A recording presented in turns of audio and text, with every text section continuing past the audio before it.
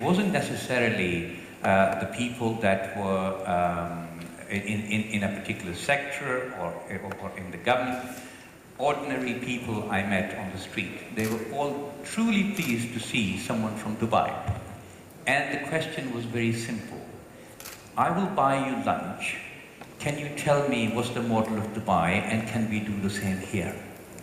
So I was very intrigued, and I did share my thoughts with some of them and the challenges that they potentially had to overcome before they will actually be able to apply the Dubai model. But really, if you look at what Dubai model is actually very simple. It is common sense model. And it's a model which is driven from the top. So I find that there are 10 key parameters that are important in the characteristic of Dubai model. The first and foremost is that it is a government-led model. But actually, if I was allowed, I would actually say it is a ruler-led model, and His Highness is leading with full passion. Now, this is what, if you were to transfer it to some other place, is one part that we'll have to discuss. Now, the Dubai model is made possible mainly by the leadership and initiative of His Highness Sheikh Mohammed Al Maktoum. And the government induced and introduced some systemic changes for the implementation of this model. The changes were really liberalization of the policies. It started with the liberalization of the policies. It modernized public services, the privatization and creation of new institutions and framework to allow for easy flow of investment and create an environment for investment.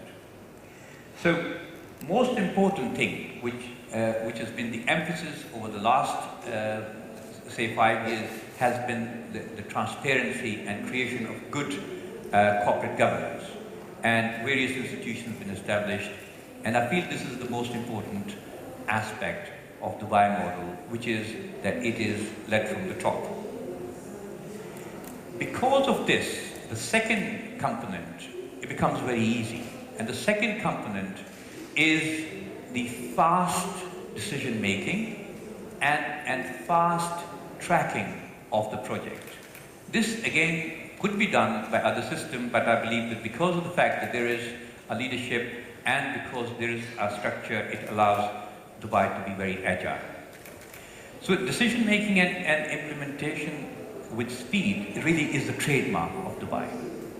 And the notion of speed really is pervasive, from racehorses to fast-track building operations within Dubai. A friend of mine, who many of you will know, Saeed Al-Muntafik, once I was talking to him, and he said, His Highness will give us targets, and will give us really stretched targets, and we were supposed to meet those targets. And one of the targets was to establish the Internet City in 360 days. And there was no chance in hell for anyone to establish the whole city in 360 days. But he said that we did it in 359 days. So they were able to beat even the toughest of the target because of the leadership that was allowing them to develop. Another very important component of Dubai model is international workforce, flexible international workforce. When you see that expatriates, they make about 85% of Dubai's population. And in this large population of expatriates, there is a unique flavor, because they all come from different parts of the world with different expertise. So while other countries are struggling, they're struggling to educate their people because they have to educate them to find jobs. By the time they have their education system has churned them out, the market has changed, therefore they re-educate them. And the whole effort is, in many ways, is a futile exercise. Dubai has used this, and Dubai just goes to the market and purchases the right talent from different parts of the world. We get workforce for construction from India, we get our domestic servants from Philippines, we get some of our medical staff from say, Egypt, and some of the other top-level talent from the rest of the world, including the West. So the new market opportunities that arise, they can be captured very quickly. So we don't need to wait for 10 years to train a workforce here in Dubai. You can capture the opportunity by importing the right workforce. So sourcing from the international market, it allows the acquisition of best qualified staff, but also at competitive prices, keeping the labor cost down. All of the nations that have built, when we look at some of the developed countries today, they've all gone through the first phase of agriculture. From agriculture, then they developed into industrial sector, and from industrial, then they went into service. Dubai, on the other hand, has been very agile, and from an economy that was a pearling and trading economy, it jumped straight into a service economy. So once again, this is the vision of the leadership. It has created services and service industries that are global. For the sake of argument, if you were to just look at the financial services, the Dubai International Financial Center is a doorway for deals to be done between Middle East, Africa, and the CIS countries. So there's a huge pool of talent which is available within Dubai. Now, one other thing that Dubai has done differently as a part of its model is that Dubai built the infrastructure way beyond its requirement on the day of construction. And I've been shown some picture in which the Sheikh Zayed Road, when it's built, there are 6 lanes on either side, and most of them are empty. And somebody's saying, why were 6 lanes built? Now, I show them the picture today and say, look, they are all busy. So it is the vision and the creation of the infrastructure. It's world-class rail, road, telecommunications, public transport, education and healthcare infrastructure which allows Dubai to build. And again, the premise, build it and they'll come. And they did. One of the important part of the Dubai model is the internationalization of its service industry. And the Dubai has expanded and has grown beyond the boundaries of Dubai and beyond the regional boundaries. And we have, for example, the excellence of trade and port management through the Dubai, through the DP World. We have Jumeirah Group that has gone and created a footprint across many continents. We have Emaar that has created communities around the world. And Emirates Airlines is operating more routes than perhaps many other airlines. Now is one of the biggest airlines, and its aim is to connect any 2 cities in the world through Dubai. Now that nobody has ever even thought about it. So this is another part of Dubai model. Creation of investment opportunities, I feel, was the key part of Dubai model. And the opportunities were created not only for those who are here, but for those who are not here. So creation of new free zones. For example, Jabal Ali Free Zone created where people can have complete ownership, complete control of the business, while they could do all of their trading anywhere in the world. And foreign direct investment, really, since mid-1980s, has been the target for Dubai. And it has been a target for a reason that the future growth has been built on this. Now, to attract FDI, the country streamlined legislation, has created investment opportunities, and in March 2002, the Dubai introduced the freehold ownership of properties. Now, this in itself created substantial investment within the Emirate and opportunities for not only the expats living here, but foreign investors. I want to just repeat that build it and they will come has been the theme, and supply generated demand has been another cornerstone of Dubai model. So a substantial supply was created, not in one project, but in a number of projects. So for the sake of argument, if we see today that the anticipated supply in the Dubai International Airport, the supply at the Dubai, at the Maktoum International Airport, the supply of services at Jebel Ali Airport, Internet City, Media City, Dubai Multi-Commodity Center, and Business Bay. So this is a supply-generated demand model. And last but not least, I believe that Dubai is a brand, and Dubai has created a brand, and Dubai has positioned itself as a brand. And Dubai pursues development with a ready strategy. So bring in what is ready and implant it here.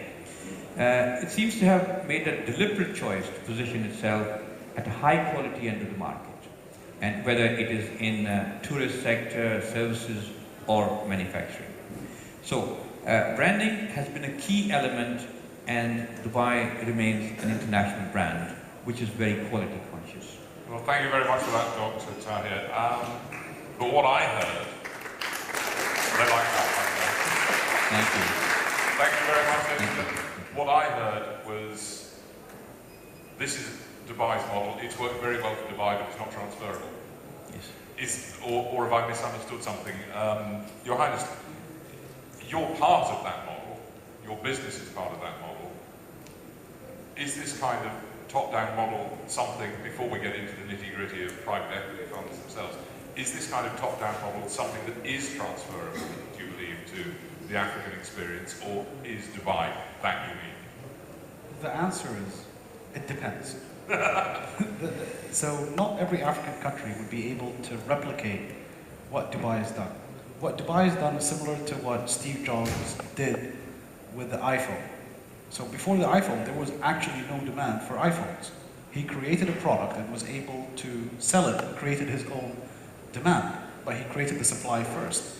Dubai created something and said to people, do you like this? And people said, yes, we actually like this. So it was vision-driven.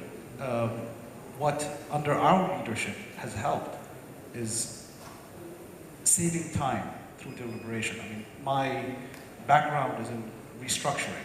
I fix things.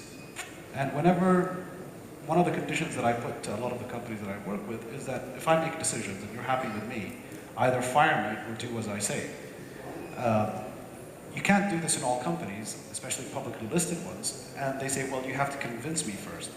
And the question is, when you convince and work with people, your project actually, or your restructuring, or your turnaround actually improves. But the reality is you probably waste a year and a half and a lot of money doing it. So there is something to be said that, you know, one of the things that money can't buy is time. So being able to leapfrog and get to a point where productivity and value is created needs quick decision making, but also careful decision making. Not everything that Dubai did turned out right. But at the end of the day, the investment in the infrastructure and the investment in quality, the governance structure, the courts, the roads, the airports, the systems and the institutions were very important and key. So the model is transferable, but you know, you see other companies in the world, if we go back to the iPhone, you know, people now, we have other companies launching Samsung, and you're able to compete.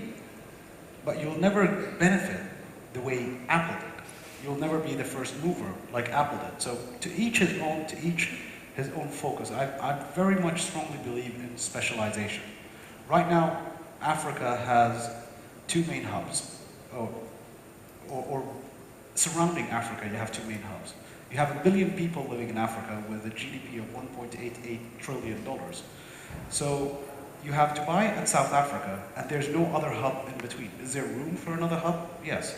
Right now you have Nigeria, which is benefiting from you know, high investment. You have Kenya, you have Angola, but at the same time, South Africa takes 45% of all private equity investment in Africa.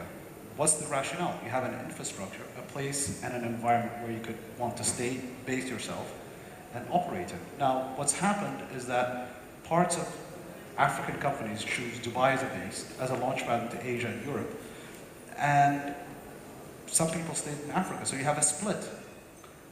So I don't believe in, you know, take the best practices of Dubai that fits your country and apply what works for you in that environment. Yeah, you mentioned the size of the economy of Africa. It is the best part of a couple of $1 trillion. Should I be surprised at these numbers then that I'm going to quote to you? Because I looked up private equity values for sub-Saharan Africa in particular.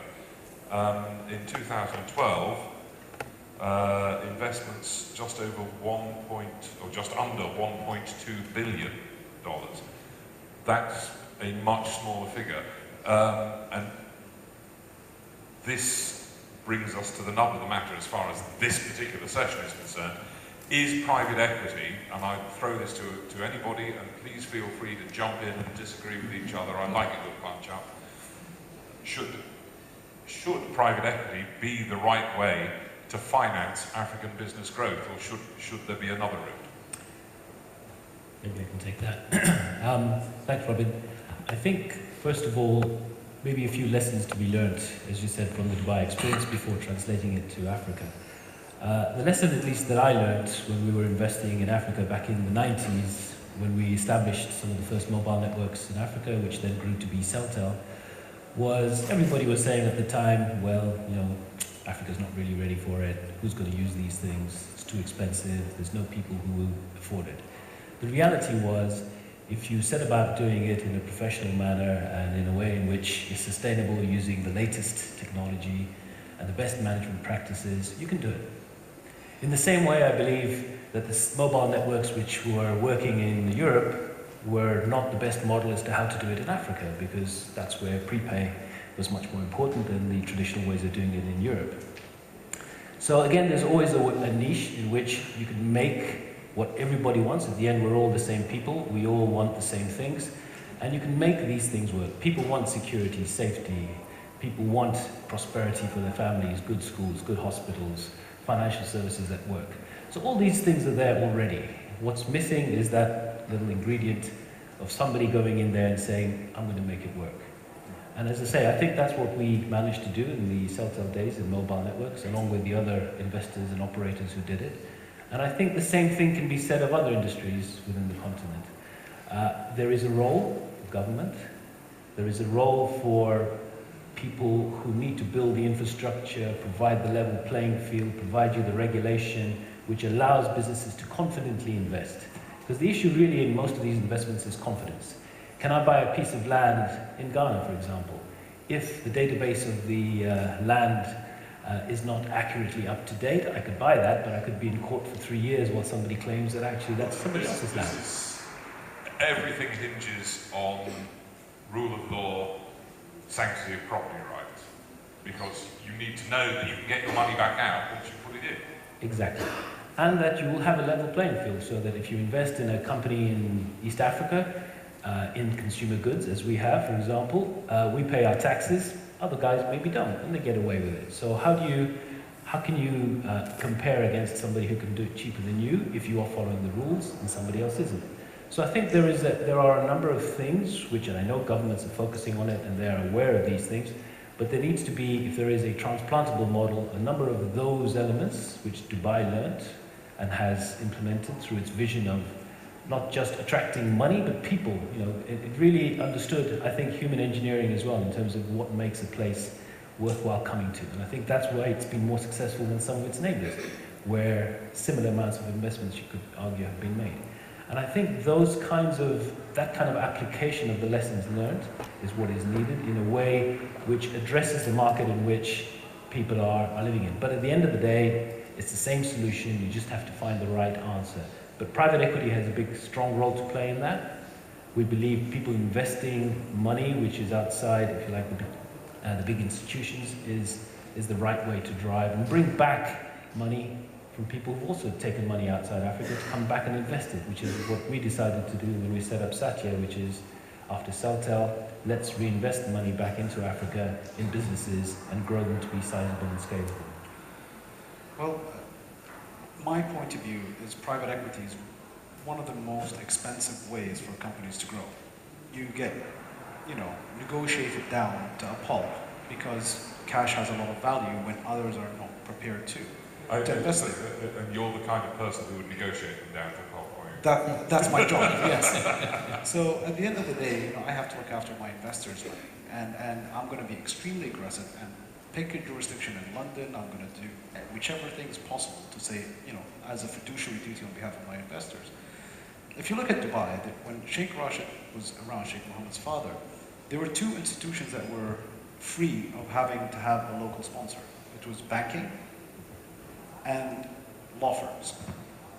And that's important to note because these two institutions are critical for any country. You have a good court system, a good legal system where you could have fair play, and then you have banks that can provide liquidity. At the same time, Sheikh Rashid is the one that brought Shua Capital, which was a Kuwaiti-based listed company, to Dubai in the late 80s, because he realized that there's a role that investment banks or financial institutions and services that we provide that banks do not.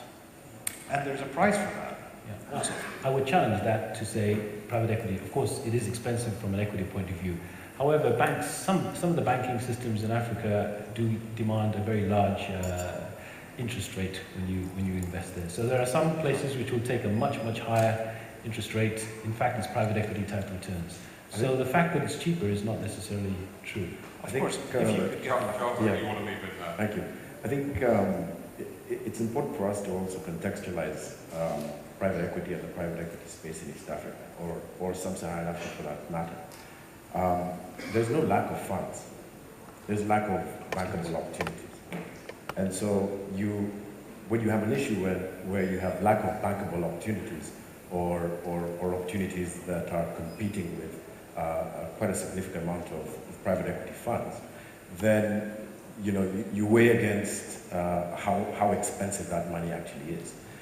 You have to remember that in each of these markets, there's a significant banking fraternity out there. Debt is available.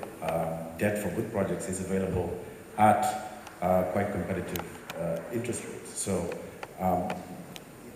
you take that on the one hand, place that with where these individual companies actually want to go. They've exhausted their debt capacity. They want to expand regionally. They want to increase capacities from within.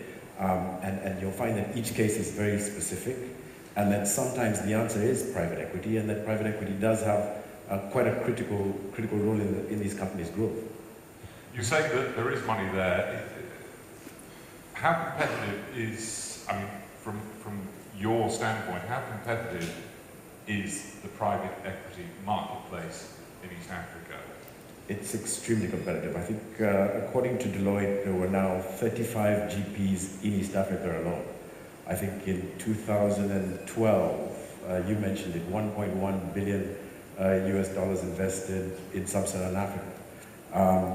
The answer is going to lie with how much time, effort, networking, and sweat that private equity players do in understanding the psyche of these businesses, they are lucrative and will answer to the demographic question that we've been hearing here. But are the businesses actually there? Because forgive me, but I look at Africa and I see a continent that has some very large businesses and a lot of small businesses, and there's not a great deal in the middle, which I would have said was the natural home for private equity investment.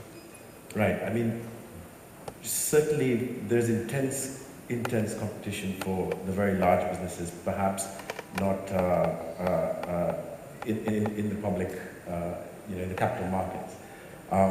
One of the things that we find is the ticket sizes that private equity groups are out there looking to invest is going to present a problem in itself.